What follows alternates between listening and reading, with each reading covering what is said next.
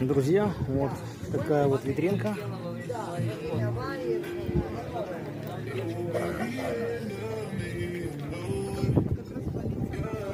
Здравствуйте.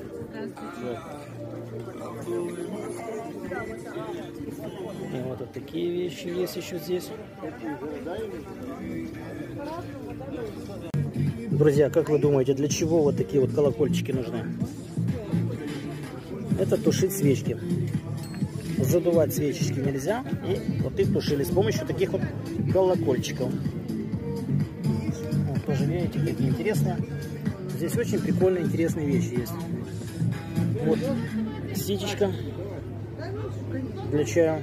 В Европе можно и модно даже пить через ситечко чай. Пепельница карманная на морскую тему.